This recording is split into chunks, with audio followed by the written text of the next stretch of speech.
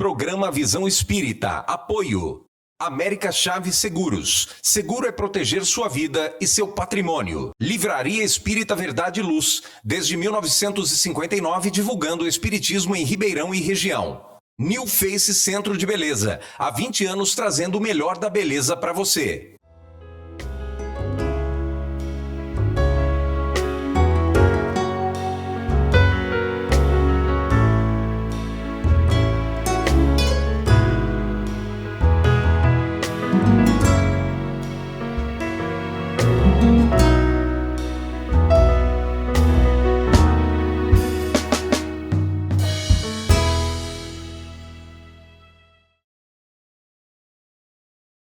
O programa Visão Espírita pede licença para entrar no seu lar, levar-lhe uma mensagem de fé, de otimismo e de muita esperança.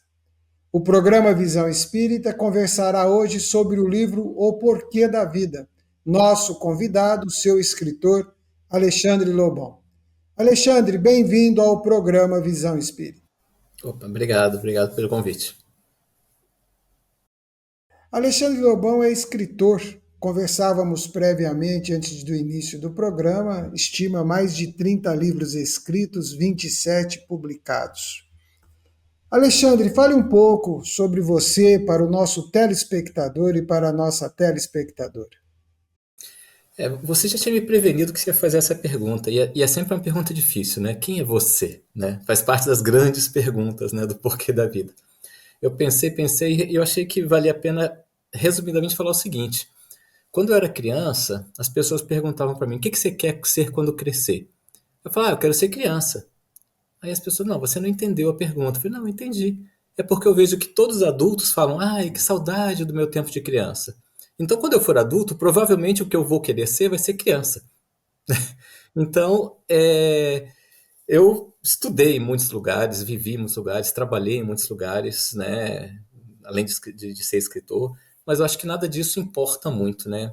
Eu acho que o que importa mesmo, né? O que é mais importante é isso, é olhar a vida com olhos de criança, né? Aproveitar o momento, não se preocupar demais com as coisas que passaram, não sofrer pelas coisas que ainda vão passar, ser feliz, né? Se maravilhar com as coisas simples. Não é à toa que Jesus chegou a falar que, né, o reino dos céus é para aqueles que se assemelham às crianças. E não é porque, né, tudo que é criança vai para o céu, coisa parecida, né, mas é esse olhar, né, esse olhar de felicidade. A gente nasce para estudar, para evoluir, para compreender melhor o mundo. Mas acho que a coisa mais difícil de aprender é isso, né, é não perder essa magia no olhar, de se maravilhar, de ser feliz como uma criança é feliz. Porque afinal, no fundo, a gente está aqui para ser feliz. Então, quem é o Alexandre Lobão? É uma pessoa que está à procura da felicidade. Alexandre, você acredita que a espiritualidade, esse tema espiritualidade, é um assunto que desperta na atualidade a atenção na sociedade em geral? Porque você toca profundamente no seu livro O Porquê da Vida sobre esse aspecto. Olha, eu acho que é muito difícil a gente falar de sociedade em geral, porque a gente sempre tem uma visão particular, né? Me chamou a atenção, um tempo atrás, uma amiga minha, né, de Portugal esteve no Brasil um tempo, e depois na volta, né, a Portugal, ela comentou, poxa, o brasileiro é engraçado, né? Fala de Deus demais. Eu, ué, como assim? Tudo é graças a Deus, vai com Deus, Deus lhe pague. Né? Não é uma coisa comum lá em Portugal. Então, aí eu parei a pensar, poxa, são coisas, essas pequenas coisas do nosso dia a dia, eu acho que a gente tem isso, né? O brasileiro, eu acho que é um povo, né? A sociedade brasileira, né? É um povo muito mais espiritualizado, né? É muito comum as pessoas falarem, sentirem, né? Que tenham esse lado mais imaterial, digamos, na nossa vida. Mas eu acho que falta uma conversa mais profunda, né? As pessoas muitas vezes ficam nisso, né? Vai com Deus, mas não pensa muito bem no que significa isso, não age, né, como se fosse, né, se fosse, poxa, se meu pai é Deus, deixa eu fazer alguma coisa para ele se orgulhar de mim. As pessoas não param muito para pensar, né? Então acho que é um assunto que está, digamos, na boca do povo, mas falta um pouco esse aprofundamento. Está meio no automático, né? Pois é. Nós vivemos hoje, conversávamos também antes desse bate-papo sobre redes sociais, né? Você tem um trabalho, tem um canal no Instagram que você publica regularmente, né? E as redes sociais, elas trouxeram consigo uma velocidade, né? Um ritmo, uma intensidade, uma pluralidade, variedade de assuntos, né? Sim. Como que fazer, o que refletir nesta situação diante do porquê da vida?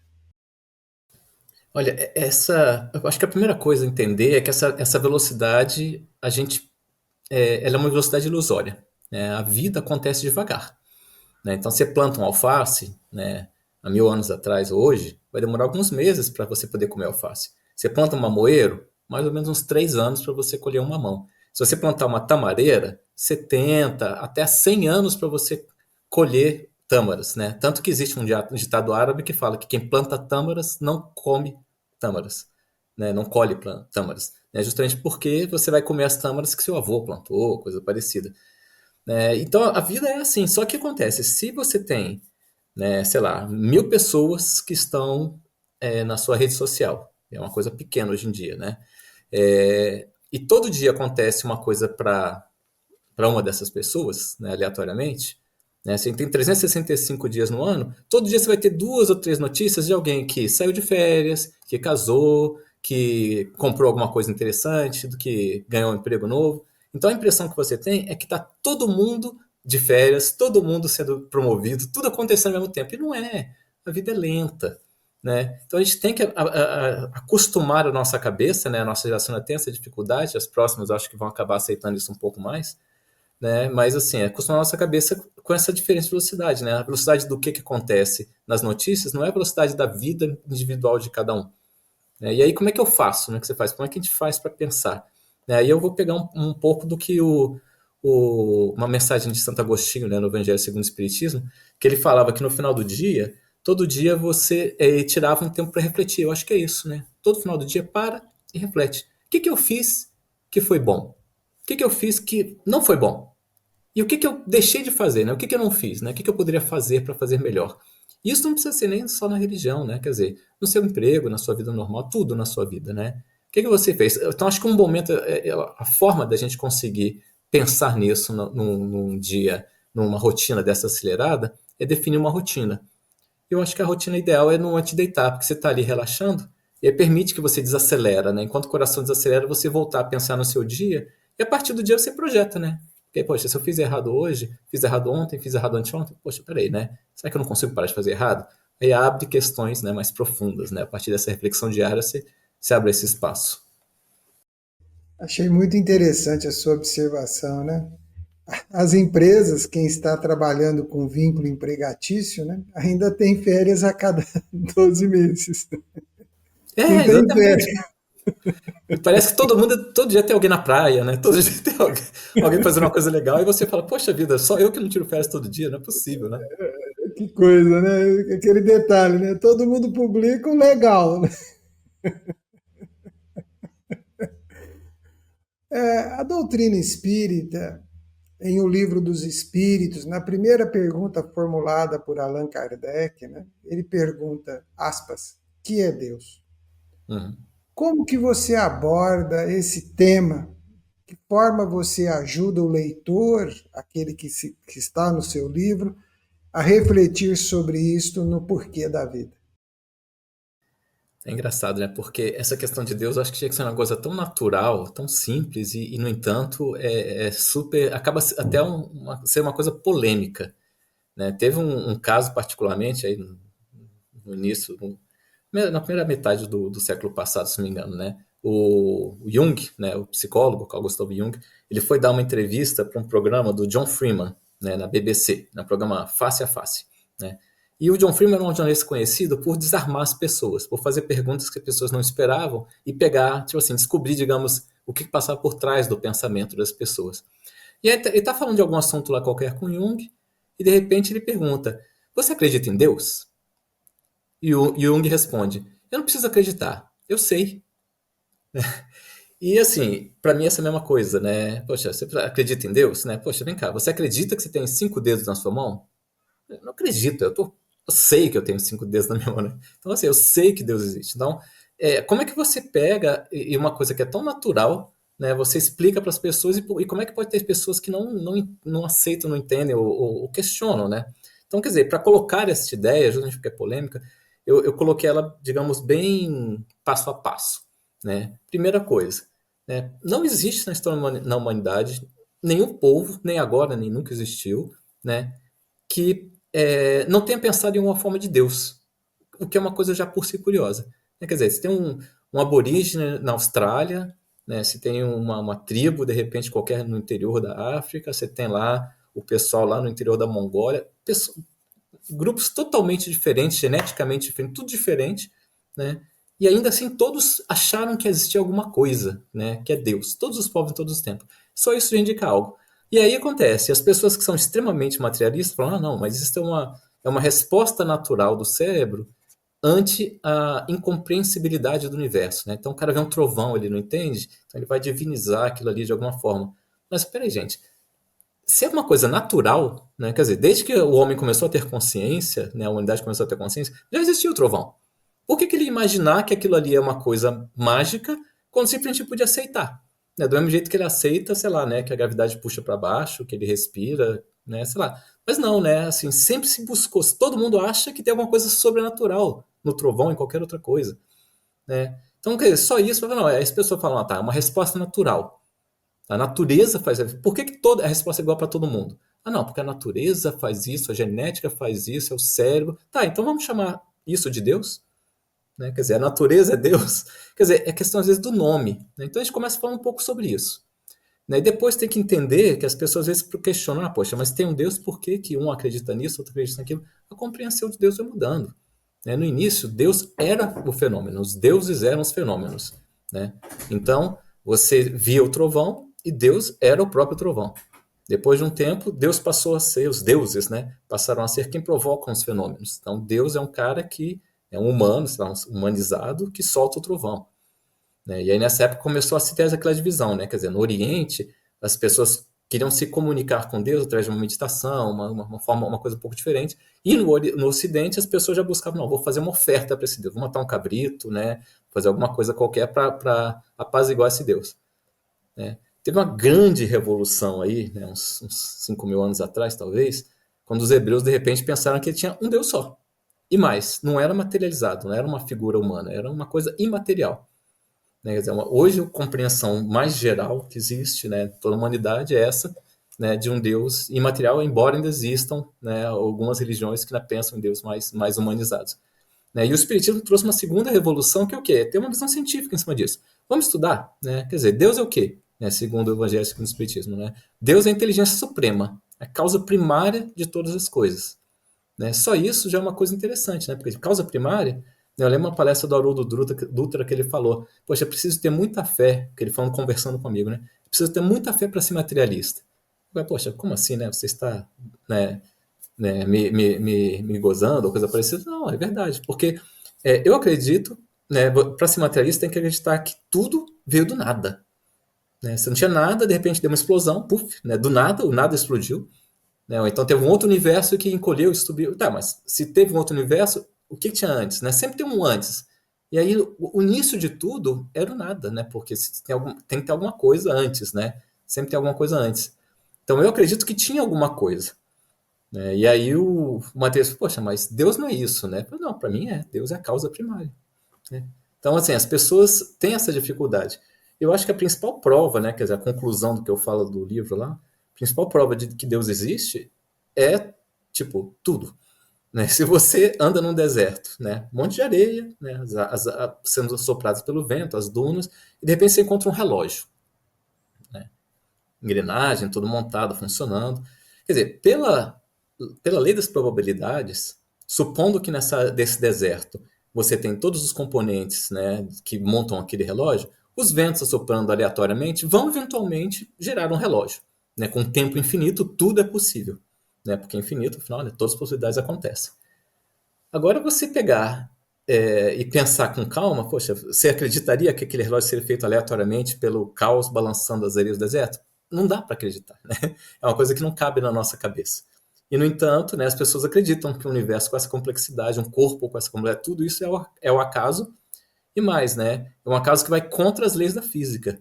Porque todas as leis da física dizem que o universo tende, né, todas as coisas tendem para a simplicidade.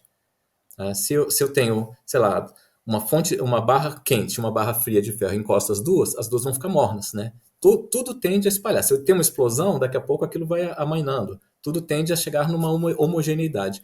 E, no entanto, toda evolução, tanto do universo quanto da matéria, da vida, né, ela segue por esse caminho de maior complexidade, cada vez maior complexidade, né, que vai contra tudo que a gente sabe. Tanto que tem alguns cientistas que estão falando agora sobre evolução dirigida.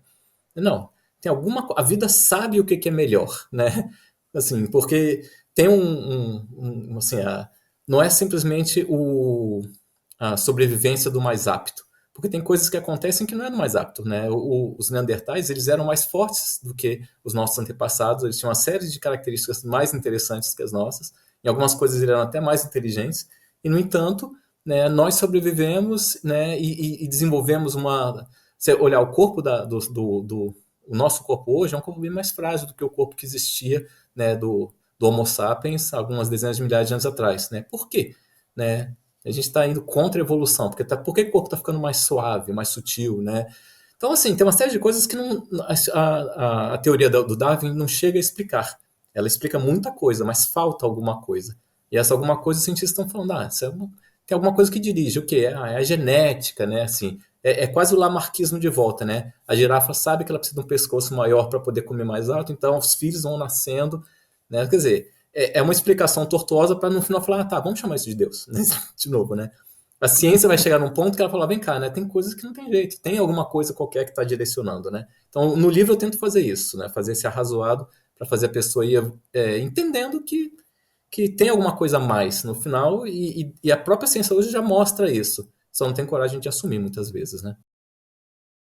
Um dos grandes propósitos do Espiritismo foi e é combater o materialismo, né? E ele tem suas repercussões e elas se apresentam intensamente no dia a dia, até porque nós estamos vivendo em sociedade, os nossos cinco principais sentidos fazem essa interação, né? Como pensar, aspas, de onde vim e para onde vou? É fácil escrever um livro porque a gente tem muito tempo para pensar, né? Agora, assim, quando chega na entrevista, você pergunta de uma vez, assim, né? Aí fica mais difícil de responder. Mas olha só, eu acho que todo mundo para pensar de onde eu vim ou para onde eu vou nos momentos de dor, né? Sei lá, fim de um relacionamento, perda do emprego, ou mais comum, né? Quando desencarna alguém, uma pessoa que você ama, um filho, um pai, uma pessoa muito próxima, né? Um amigo desencarna, você vai lá no enterro da pessoa, fala, caramba, e agora, né? O que aconteceu? Então, esses momentos de dor, eles levam a gente a meditar assim, sobre tudo isso, né? De onde eu vim, para onde eu vou? Né? Eu comecei na hora que eu nasci, depois que eu morrer eu vou acabar, é só isso aqui mesmo? E se é só isso, né? Por quê? Né? Para que serve isso? É tudo aleatório? Quer dizer, o materialismo ele não traz respostas para as grandes questões, né, filosóficas da humanidade, né? E mais do que isso, ele acaba sendo muitas vezes um estímulo para as pessoas pensar, se é só isso, então deixa eu ir embora, né? Sei lá. Para que eu vou continuar aqui se eu estou sofrendo? Né? Então, quer dizer, eu conheço materialistas, né, que são pessoas extremamente boas, tá? Inclusive até, né, a questão da crença, se a pessoa acredita numa coisa ou na outra, né, não é importante, né? O próprio Evangelho segundo o Espiritismo fala isso, né? Não é importante você ser espírita ou ser cristão ou qualquer coisa. É importante você fazer a coisa certa. Então, o materialismo em si, ele é danoso só porque as pessoas acabam indo para uma direção não dá ela instrumento para sobreviver às dificuldades da vida. Né? No momento que eu perco uma pessoa que eu amo, e aí, né? Quer dizer, o mundo acaba. Né? Então, acho que é importante a gente tentar buscar, né, de onde eu vim para onde vou, a gente tentar fazer uma mudança. Não precisa esperar o momento da dor. Né? Vamos procurar um momento do amor. Né? Eu acordei super feliz hoje, vendo assim, um sol bonito, passeando num lugar legal, senti um abraço de alguém. Assim, aquele momento de amor, que é sentimento de gratidão, de felicidade. Né? Então vamos pensar um pouco, poxa, por quê, né? Por que eu vim para cá? Né? Quer dizer, esse é o motivo de eu vir para cá? Né? Se eu parar e pensar e chegar à conclusão, materialista ou não, né, que o motivo que eu vim para cá é ser feliz, e eu começar a estudar um pouco mais e descobrir que eu sou feliz, principalmente quando eu estou sentindo gratidão por tudo que eu tenho, e quando eu estou oferecendo alguma coisa para alguém, né, porque você já assim, tem vários estudos aí que mostram isso, né? Se você compra alguma coisa para você, você fica feliz naquele momento. Se você dá alguma coisa para alguém que precisa, você fica feliz por muito mais tempo, né? Então a gente acaba chegando, o materialista, numa conclusão de que se o nosso objetivo é ser feliz, né, vamos fazer o bem, que eu vou ser mais feliz, né? Então no final a gente chega a mesma coisa. E depois que você desencarnar, vão chegar do lado para você, não vão perguntar se você era materialista ou espírita, né? Se você fez a coisa certa, você vai ser bem recebido de qualquer jeito, né? Acho que o importante é isso, né? Não é legal ser materialista porque, como eu falei, né, faltam essas ferramentas, mas também o importante não é isso, né? O importante é realmente a pessoa ter noção de que ela está aqui para fazer o bem, para crescer e para ajudar os outros a crescerem, né? E para identificar, né, que a vida faz sentido a partir do outro, né? É onde o papel do outro na nossa vida é total e significativo, porque você mesmo acabou de tocar no ponto, né? A perda de alguém, né? E agora eu quero tocar com você um assunto que está ligado também ao seu livro, que é o porquê da vida, nos impactos aonde nós sofremos diretamente dor e sofrimento. E aí parece que você já tocou no assunto, que isso mexe. Essa questão da dor e do sofrimento no porquê da vida, poderíamos dizer que é o despertador da consciência? Eu acho que sim, né? Assim, é o que eu falei, eu acho que a gente tem dois grandes despertadores, né? A dor e o amor, né? Porque a dor, normalmente, quando a gente tá numa rotina seguida, você fica fazendo só a mesma coisa. E aí, assim, até sem pensar muito em religião, sei lá, você tá numa rotina de trabalho, você trabalha, trabalha, trabalha excessivamente e não para descansar, daqui a pouco seu corpo começa a ressentir, você começa a ter dor nas costas, começa a ter problema no estômago, começa a ter dor de cabeça.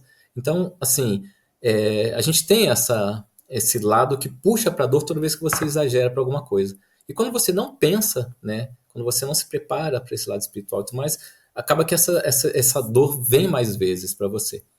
Agora a gente pode buscar esse gatilho do amor, né? Quer dizer, buscar esses momentos de felicidade para pensar um pouco mais, né, na vida, curtir um pouco mais, chegar a conclusões diferentes.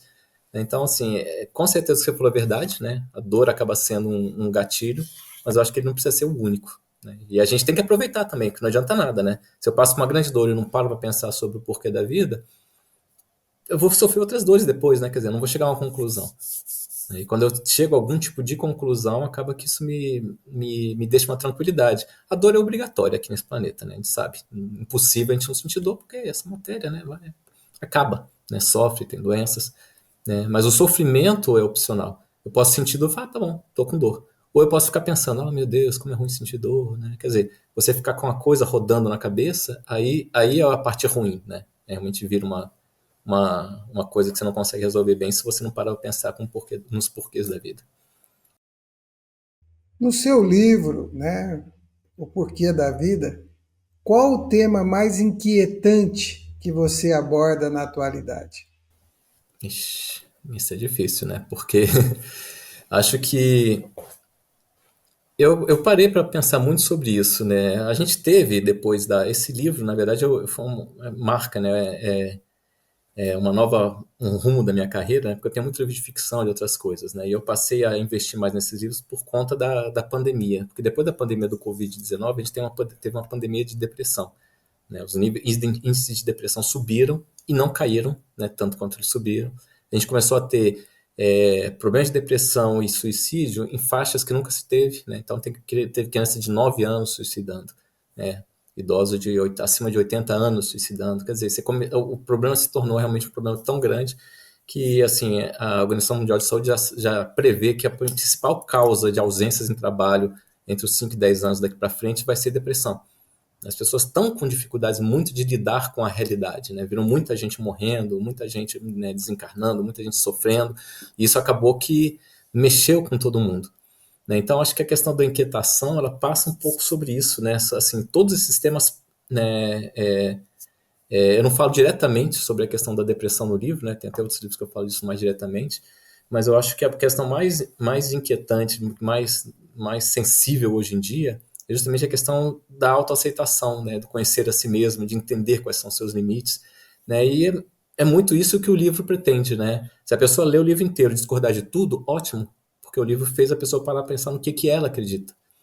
né? Então, talvez a questão mais inquietante é subliminar, né? No que você acredita, né? O que é importante para você?